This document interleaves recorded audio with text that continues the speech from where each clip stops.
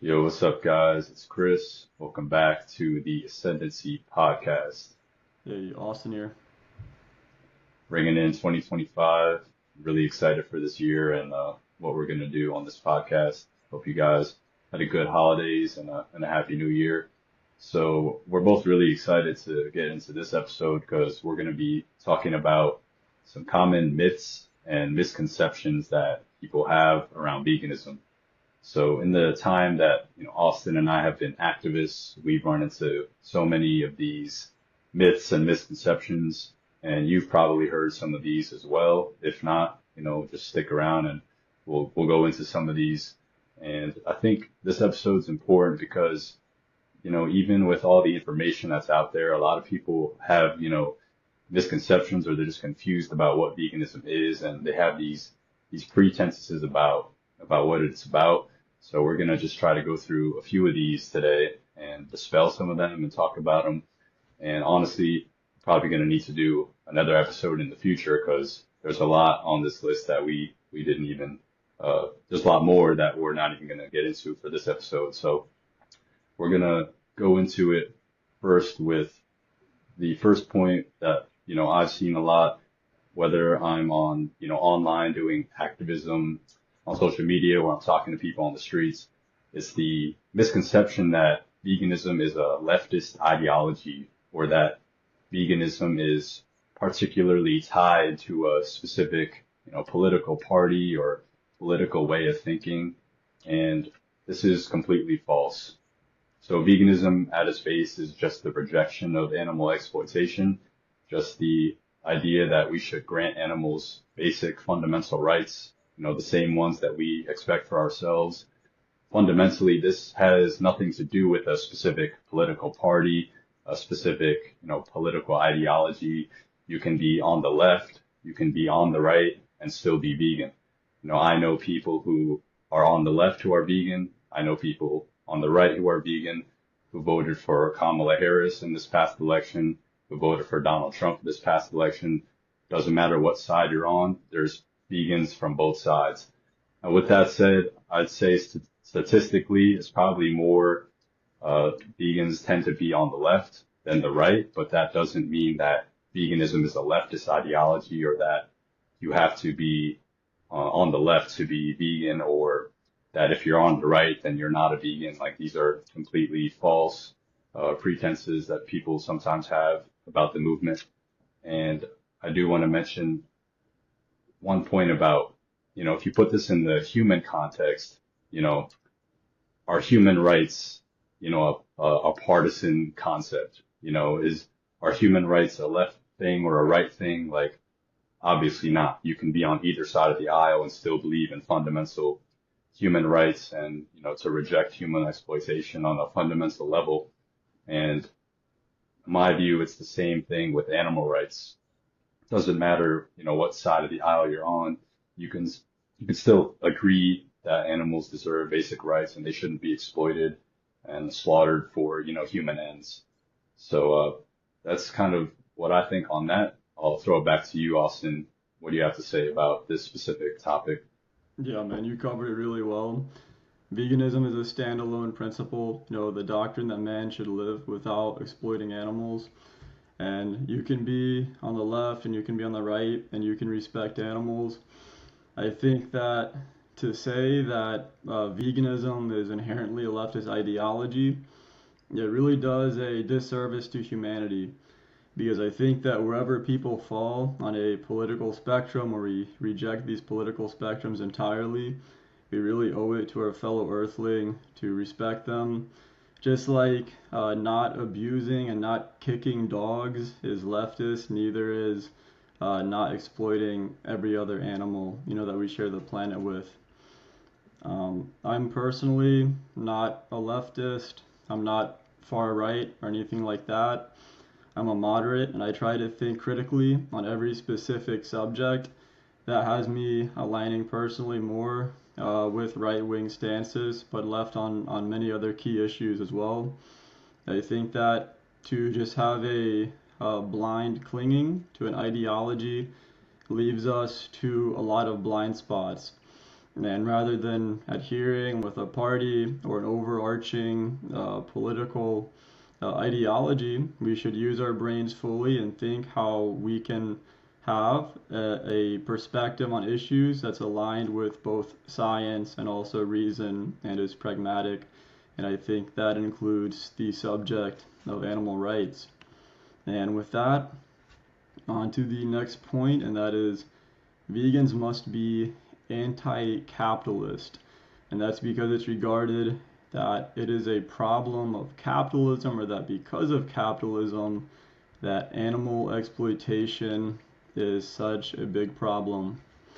And if you look at anywhere on the earth, anywhere and everywhere in human history, including every economic system, humans have exploited animals. They did this in the communist Russia, communist China, communist Cuba, and this is a standalone issue, animal rights and capitalism. What is communism exactly? It's that the state controls the factors of production. Capitalism is that the individual controls the factors of production. In a capitalist economy, us as individuals, we can choose what's on the menu. If we're against something, we're against a violation of animals, we can go to the store and we can vote with our dollar in real time what we support and what we reject. So as a result of this, I think right now capitalism is completely aligned with veganism. I think that if we were in a non-capitalist system where a government or some other organization control these factors of production, if they say meat is on the menu, what can you then do as an individual to reduce this demand? Let's say you're in a country and the leader of your country, the government of your country is non-vegan, which as far as I know is every country on earth right now. If this person says meat is on the menu, whether or not you choose to consume animals, they will be slaughtered on your behalf, regardless of what you do.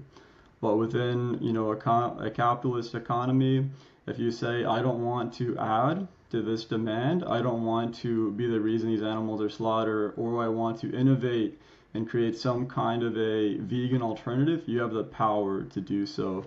So, Chris, what is your take on that? Do we have to be anti-capitalist to be vegan? Yeah, you made some really good points there. I really appreciate you explaining kind of these different economic modes and how, these different systems, for example, communism or socialism or, autocracy, it's all fundamentally the case that, animals can be exploited and violated no matter what the economic system is. So I do think that vegans don't have to be anti-capitalist. In fact, you can honestly reverse the argument.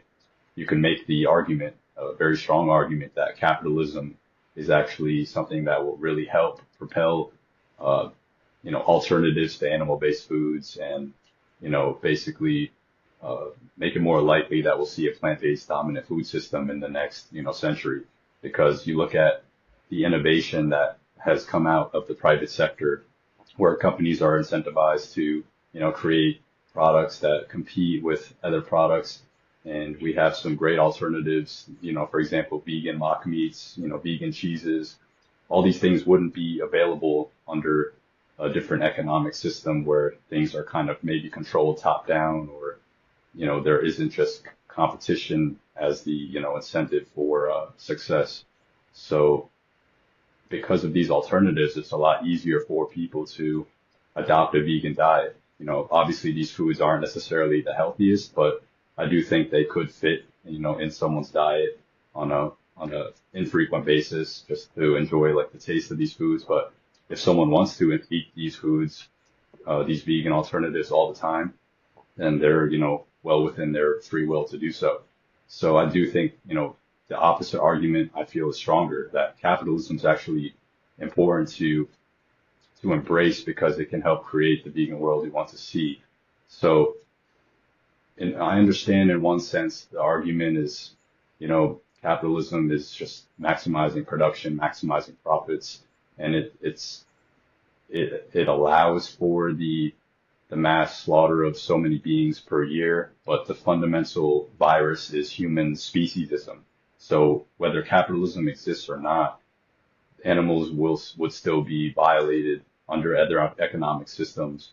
And, we see how capitalism can really help with, innovation in this sector, and it could really help propel, the movement forward and push out animal agriculture eventually. So I think this is definitely a misconception, and I remember seeing this more, a few years ago. I don't see it as often, but we still felt that it was important to throw in this episode. So with all that said on that point, we're going to move into the next point, which is that some people say that veganism is it's all about reducing suffering, or that it's a utilitarian concept that's only about reducing suffering or doing like the least harm. So this is something that like even myself, I thought a little bit when I was a new vegan. Um, we see the phrase veganism defined in these different ways as we go through, our journeys. Some people just say it's about reducing suffering, and fundamentally, the definition of veganism is that humans should live without exploiting animals. So suffering is a factor. Obviously we don't want to exploit animals because it causes them suffering, and we wouldn't want that done to ourselves or our loved ones. But there has to be a consideration about rights, about deontic rights, which stems from deontology. It's just a different moral philosophy compared to utilitarianism. So utilitarianism really just concerns itself with, happiness and suffering. It doesn't really concern itself with basic rights. So in every, moral quandary, you have to consider the happiness and the suffering of parties involved. And that leads you to pretty, uh, what's the word? It's just pretty suspect moral conclusions that you can draw. For example, I know it's a grim example to cite, but what if a serial killer gets a lot of pleasure out of killing people? And what if they got so much pleasure and happiness out of killing people that it outweighed the suffering that the victims endured? Like obviously that's completely insane. So it's the same thing with the animal context. If we just focus on reducing suffering, then how can you argue against someone saying, well, I can just, raise a pig or a cow on my property and kill them in their sleep? They didn't suffer at all, and they had a great life, and I get to enjoy their flesh. Fundamentally, we have to reject that on its face because it's a violation of that animal's right to life, and we wouldn't want that done to ourselves, of course. So if you look at veganism as just about reducing suffering, you end up in these situations where, animals can seemingly be justified to harm, but you have to keep the rights, involved in that scenario and that calculus, because it'll just lead to these uh, moral conclusions that do not deliver veganism and do not deliver, animal liberation from human oppression. So, what do you have to say on this, Austin? I mean, you really covered it extensively and very well. I mean, one thing that I would say is that people always look for loopholes. They always look for a right way to do the wrong thing. And if you do have the mindset that it's okay to exploit animals as long as they don't suffer, I think that ultimately you will see a huge increase of both exploitation and then down the road suffering, of course, as a result of this. People always try to find some way to uh, get in a moral gray area, so to speak, or a legal gray area, and having a definition that isn't cohesive and deontological opens up so many potential ways for people to exploit and then thus harm, enslave, and violate animals, whether it's their free will, whether it's their desire for bodily autonomy, etc. So just going with the original and true definition of veganism, just completely steers clear of all of these different pitfalls and all of these potential calculations when it comes to mitigating suffering. And we don't know how things can play out in reality when it comes to how our actions actually increase or decrease the suffering of other beings.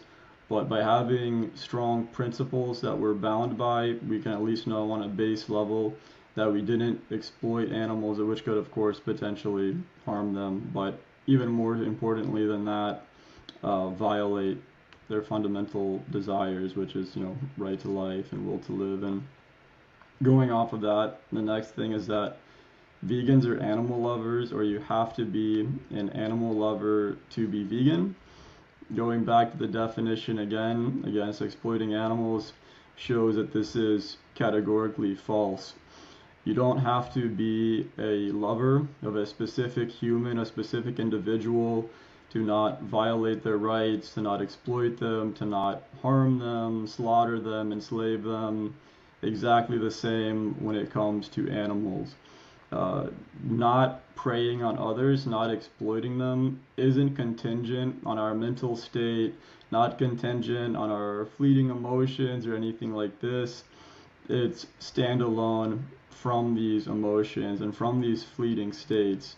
So you absolutely do not have to be an animal lover to be vegan. You could even theoretically hate animals and be vegan. You could have any array or any emotion on the subject, but still realize that exploiting other beings is morally wrong, and not react on emotion, not react in this way that's just based on these fleeting emotions and sensations. So no, you do not have to be an animal lover to be vegan. That's my take on it. Chris, what's your perspective on that? Yeah, that was really well said. You covered it well. And something that, yeah, this one I hear all the time, even today. People have this conception that to be vegan, you have to be this tree hugger, hippy dippy, want to, lay up with 5 cows in a field type of person, but you don't have to be. I mean, if you are that person and you're vegan, that's great, but you don't have to be this animal lover to be vegan. You just have to understand that they deserve their basic rights. They deserve to not be exploited. They deserve to not be oppressed by humanity. And that's that, just like you don't have to love a stranger on the streets to understand that they have basic rights. It's the same concept when it comes to animals. So one thing that I feel like I've noticed that kind of propelled this idea is that a lot of vegans promote the messaging that, you can't love animals and eat them too. So when people see this kind of messaging, they see veganism as just being about loving animals, about human affection towards them. And I personally don't agree with using this kind of messaging in our activism, instead opting for words like, respect, treating animals with basic decency. It's not about love. So I think that's a huge factor as to why people have this misconception, is because, vegans themselves are maybe not being as deliberate in their communications, because when you frame it this way, it frames it as an issue of, lovey-dovey, uh, love, for lack of a better word, as opposed to a justice issue that's just about respecting animals and treating them with basic decency. So to any vegans or activists that are watching, just really be mindful of the language you're using. I think it's important to not frame this issue as one of having love toward animals or having affection towards them. It's instead one about just respect and basic decency and treating animals with the dignity that they deserve. So I think with that, kind of covered that one really well. We'll go into the next one here. The next one is that vegans have to be environmentalists. So this one I do hear here and there, whether that be online or in person. So I do think it's a virtue to care about the environment and to do what you can to reduce your footprint. For example, carpooling with people and walking to work if you can, trying to buy less goods overseas. Like, these are all virtues, but to be vegan, you don't have to also be an environmentalist and compost garbage in your house and like grow plants in your yards. Like you don't have to do all that. It's great if you do. And you know, I admire people who do go the extra step to be zero waste and to do all these things, but it's just not the case that to be vegan, you also have to be, you know, XYZ thing, whether that be environmentalist or, you know, as we'll probably get into in later episodes, these other positions on, you know, human issues. Like to be vegan, you just have to understand that animals aren't commodities, they're not your property, and live a lifestyle that's congruent with that. So I think that's mostly what I had to say. I might you know have my memory jogged after I hear Austin speak. So what do you think about this topic, Austin? Yeah, I think, I personally think of myself as an environmentalist as well, but this is a completely standalone issue. This goes back to the original definition of veganism. It's not a utilitarian principle, it's not environmentalism.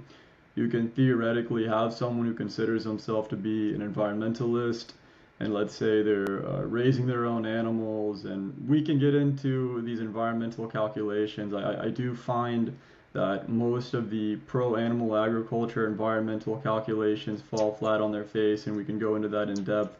But ultimately, at its core, veganism remains a stance against exploiting animals. Likewise, you can have someone who says they're an environmentalist, and they're the greatest environmentalists on earth. Like, they have a negative carbon impact, and they think this is this great thing they're doing, and everything looks good when you look at their carbon impact and you look at their resource usage, etc. But then they have people chained in their basement who they're going to cut their heads off and eat them. That's basically what it comes down to for the animals, is that when you have these stances that are virtuous in their own right, but if you violate other beings, it just falls flat, and it's not what veganism is actually about. And with the last one that we have today, the last point is that being vegan requires privilege. And this is one that I hear so often. In the beginning, we touch on that veganism isn't a leftist ideology. A lot of people on the left happen to think that veganism is a right-wing ideology, oddly too, and veganism does not require any privilege. I think that the greatest privilege that any organism can have is coming into existence as a human. We have very long lifespans, a huge amount of comfort, the ability to use technology, a high degree of moral agency, and a very, very low probability of being exploited, slaughtered, and consumed by humans. This is not the case for the vast majority of beings on the planet. By biomass, by mass, the vast majority of vertebrates that exist on this planet will be slaughtered and will pass through the digestive tract of humans. So I think being in this position, this extreme position of power over other beings, that's actually the privilege.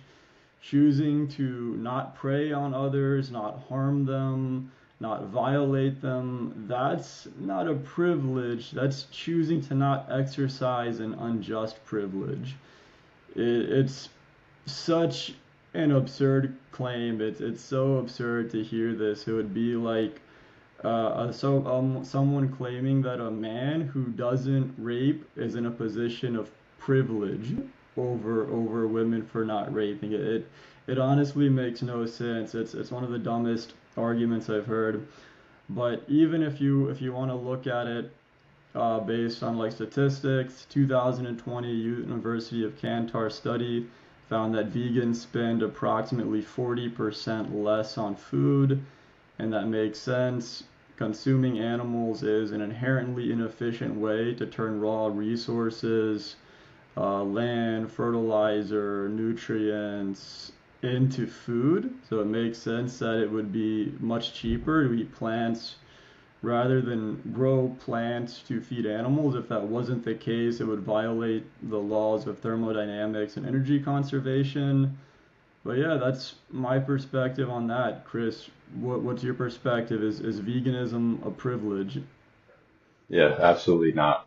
I think you did a great job, Austin, debunking it, from that standpoint, that it's really a rejection of privilege fundamentally. Human privilege is the greatest privilege on earth, and it's also just the worst for all of the other beings on this planet. So veganism is a rejection of that privilege that because we're human and we live in a society, in a world where, human interests come first and everyone else comes second, it's rejecting that concept that we can just do whatever we want to the other beings of this planet, that we can exploit them, commodify them, abuse them, slaughter them, anything just for our ends, whether that be a fur coat, a leather jacket, eggs, meat, dairy, all that. It's a rejection of that privilege, and we're understanding that that animals live alongside us. They live on this planet with us and not for us. So it's really a rejection of privilege when you look at it from that point. And I think part of what makes people say this is because they see that maybe eating a vegan diet is unaffordable or impractical or impossible. And like Austin said, if you just eat the basic plant foods that are available in every grocery store, whether that be beans, rice, pasta, oats, frozen produce, etc., the vegan diet is significantly cheaper than a non-vegan diet. And it's just the fact that most of the world's population does live near grocery stores. They do have good food access for plant-based foods that are nutritious. A lot of this stems from people's misunderstanding of nutrition. They think that vegan food is inadequate, that it's just grass, that you can't get good nutrition from basic plant foods. But it is true that you can get a lot of great nutrition from basic plant foods, such as grains, potatoes, pasta, all the foods I mentioned earlier, nuts, seeds, legumes. So when you look at it from that standpoint, it's also not the case that it's a privilege or that you have to be some special wealthy person to be vegan. Like I know people who are making far less money than myself who are still doing great, eating a vegan diet, and they're doing fine. And when you look at the supplements that are a good idea to take on a vegan diet, for example, B12 and vitamin D, if you don't get a lot of sun access, these are extremely cheap. Like people overblow how expensive like supplements are that you may have to take as a vegan. But for example, the B12 I take once a week is like 7 cents a dose. So like people just have these misunderstandings about how hard it is to consume a vegan diet and avoid animal products, and it's just not the case. So any closing remarks, Austin, on this Yeah. point or on the episode in general? You got me thinking of one thing too. If you look at the wealth of countries per capita income and you look at the percentage of diet that's based in meat, there is an almost 1-to-1 correlation between wealth and meat consumption as a percentage of diet. The poorest people on the planet, they're not eating steak, lobster, chicken, fish. Like they're not eating these, they're eating plant foods. I personally know, and I've met vegans who are living in poverty, like real poverty, making $300 per month in some regions of the world. And they're not only making it work, but they're activists. They're getting other people to go vegan. I know vegans on, most continents other than Antarctica, and people are always finding a way to make it work. And oftentimes people have plant-based diets out of necessity because it's just simply more affordable. Just as another point against the privilege excuse. But yeah, those are my perspectives. And hey, thank you for watching this. We hope to make it a great, 2025, a great new year. I hope everyone watching this is prosperous, healthy, happy, and most of all, vegan. So thank you for viewing. We appreciate you. Yeah, Peace. appreciate you guys. Peace out.